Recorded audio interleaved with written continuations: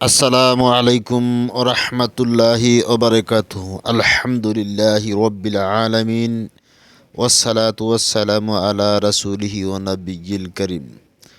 সম্মানিত দর্শক শ্রোতা, যে যেখানে আছেন, দেশে কিংবা দেশের বাইরে অথবা প্রবাসে, যে যেখানে আছেন, যেভাবে আছেন, আশা করি আল্লাহ তাআলার অশেষ মেহেরবানিতে ভালো আছেন। চতুর্দিকে ঘন কুয়াশা এবং প্রচণ্ড শীত, সকলে ভালো থাকেন, আল্লাহ সকলকে ভালো রাখুক এই কামনা করে আজকের ভিডিও শুরু করতে যাচ্ছি। অনেক সময় দেখা যায় বাড়িঘর দোকানপাট হইতে মানুষের টাকা চুরি হয়ে যায়, ডয়ের হইতে টাকা চুরি হয়ে যায়, ক্যাশ বাস্ক হতে টাকা চুরি হয়ে যায়, বিভিন্ন জায়গা হতে টাকা পয়সা অলংকার, স্বর্ণ অলংকার বা আসবাবপত্র যাহাই কিছু চুরি হয়ে যায়। সেটার জন্য আপনারা হন্যে হয়ে কবিরাজ খুঁজেন, তালাশ করেন, যাতে আপনার এই চোরাইকৃত মালটা ফেরত পান। আজকে এমন একটা তদবির আপনাদের সম্মুখে উপস্থাপন করতে যাচ্ছি, যে তদবিরের মাধ্যমে আপনি চোরকে সরাসরি হাজির করতে পারবেন এবং কে চুরি করেছে তাকে আপনি ধরতে পারবেন। ওই ব্যক্তি মালসহ আপনার কাছে উপস্থিত হবে ইনশাআল্লাহ। এজন্য ভিডিওটা সম্পূর্ণ দেখতে হবে, টেনে টেনে ভিডিওটা দেখলে হবে না, ভিডিওটা সম্পূর্ণ দেখবেন এবং জনস্বার্থে ভিডিওটা সাবস্ক্রাইব করবেন এবং মানুষের মাঝে শেয়ার করে দিবেন।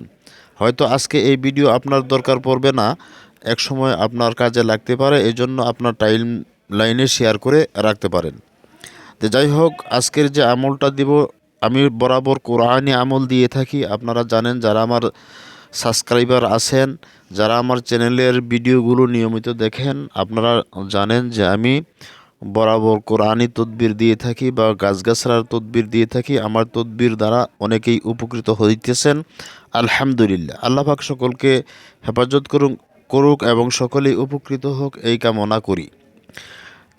কোরআনি একটি তদবির, সূরা মাইদার 38 নম্বর আয়াত, বিসমিল্লাহির রহমানির রহিম, ওয়াসারিকু ওয়াসারিকাতু ফাকতাউ আইদিহিমা জাযাআম বিমা কাসাবা নাকালাম মিনাল্লাহ। এই পর্যন্ত আমি আয়াতটা সুন্দর করে আপনাদের স্বার্থে লিখে দিচ্ছি, আপনারা যাতে বুঝতে পারেন সেজন্য আমি সুন্দর করে লিখে দিচ্ছি এবং তারপরে একটু বাড়তি আছে সেটুকু লিখে দিচ্ছি।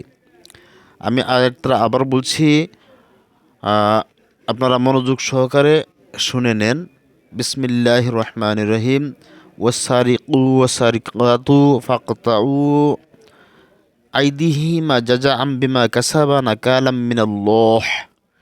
এই পর্যন্ত লেখার পরে ইলাহি বিহাক্কি কবিরা এইটুক লিখবেন, ইলাহি বিহাক্কি কবিরা। এই পর্যন্ত লিখবেন কিসের ভিতরে?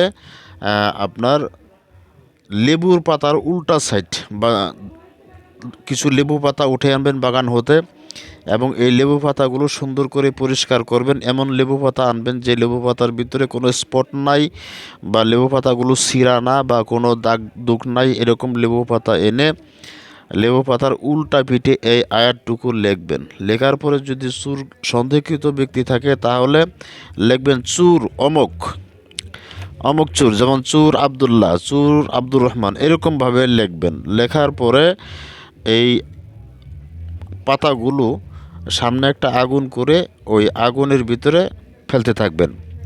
যেমন ধরেন 10 জন ব্যক্তির নাম লিখলেন, 10 জন ব্যক্তির একটা একটা করে পাতা পড়ে যাওয়ার পর আরেকটা পাতা দিবেন, আরেকটা পাতা পড়ে যাওয়ার পর আরেকটা পাতা দিবেন।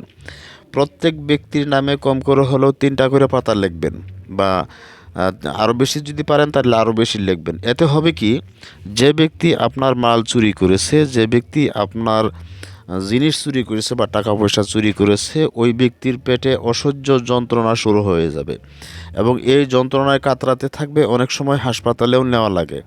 কাজটা পরীক্ষিত এবং আমি নিজে কাজটা করেছি, আমার ছাত্ররাও কাজটা করেছে, আলহামদুলিল্লাহ অনেকবার পরীক্ষিত। আপনারা নিঃসন্দেহে কাজটা করতে পারবেন ইনশাআল্লাহ। আমি সরাসরি খাতা থেকে উঠিয়ে দিয়েছি, আপনারা দেখে সুন্দর করে লিখে নিয়ে তারপরে কাজটা করেন ইনশাআল্লাহ। আপনার চোরাইকৃত মাল অবশ্যই পেয়ে যাবেন। যদি চোরাইকৃত মাল পেয়ে যান তাহলে আমার জন্য খাস করে একটু দোয়া করবেন। আর চ্যানেলটা সাবস্ক্রাইব করে অনুমতি নিয়ে নেবেন। আমার কাছ থেকে চ্যানেলটা সাবস্ক্রাইব করে অনুমতি নিয়ে নেবেন। যদি চ্যানেলটা সাবস্ক্রাইব করেন তাহলেই অনুমতি হয়ে যাবে।